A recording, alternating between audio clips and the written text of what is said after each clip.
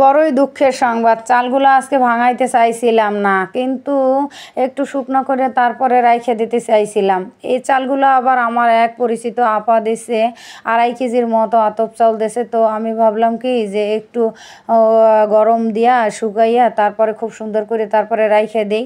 তো এদিকে আমি চাল একেবারে সেনিতে কইরা ছাদে দিয়ে আসছি।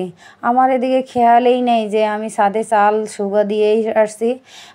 বৃষ্টি নামছে, ঝপঝপাইয়ে বৃষ্টি পড়তেছে আমার সামনে। আমার একটাবারের জন্য মনে হইতেছে না যে আমি তো ছাদে চাল দিয়ে আসছি। কতক্ষণ পরে মনে হইছে, তখন দৌড়িয়া যাইয়া দেখি কি পুরা সেনি ভরা পানি। কি আর করবো, আপুরা ভাইয়ারা তখন চালগুলো আইনা কিছু সাথে সেদ্ধ চাল মিক্স করে তারপরে ভিজিয়ে রাখছি। প্রায় একেবারে 4 কেজির মতো চাল তারপরে মিক্স করে একসাথে তারপরে ভাঙাইছি। ভাঙাইয়া এখন কি করব, এটারে তো আবার একটু শুকান লাগবে। তারপর পর 2 দিন রোদ্রে দিয়ে তারপরে শুকাইছি।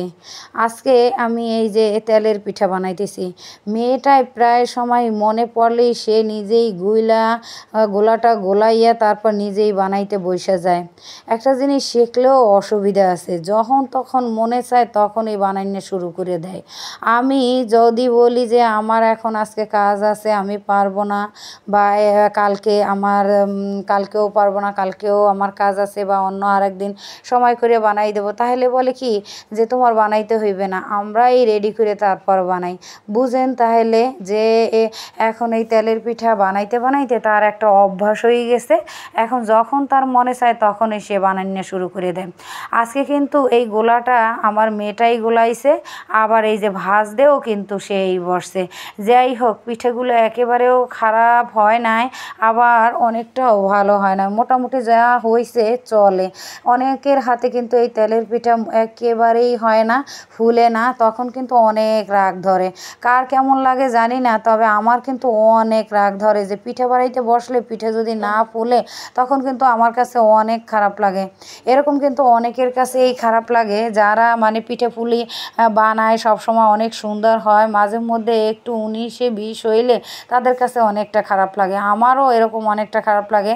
দেখা যায় অনেকগুলো এখানে খুব সুন্দর ফুলছে, আবার 2-1টা আছে যে একেবারে চ্যাপ্টা মাইরা বসছে, যে একটুও ফোলে নাই। তো দেখা যায় যে 2-1টা কিন্তু একেবারে ফুলকো ফুলকো হয়েছে। আর এখানে কিন্তু আমরা এই পিঠায় ডিম ব্যবহার করা হয়েছে, আর কিন্তু চিনি, আর হয়েছে যে তোমার সামান্য পরিমাণে অল্প একটু নারকেল কোরানো, এই আর আমি 2-4টা দিছি, মানে জিরা দিছি। আজকে পিঠা বানানোর শেষ হইতে না হইতে এক ভাইয়া মানে গেটের সামনে আইসা জুতা নিয়ে ডাকতেছে। তো আমি পিঠা বানানো শেষ কইরা তারপরে জুতা কিনতে চলে গেলাম। ছোট ছেলের জন্য এক জোড়া জুতা কিনবো। সামনের এই কালো জুতাটাই অনেক ভালো লাগলো, তাই এই জুতাটা ওর জন্য কিনে নিলাম। আল্লাহ হাফেজ, আসসালামু আলাইকুম।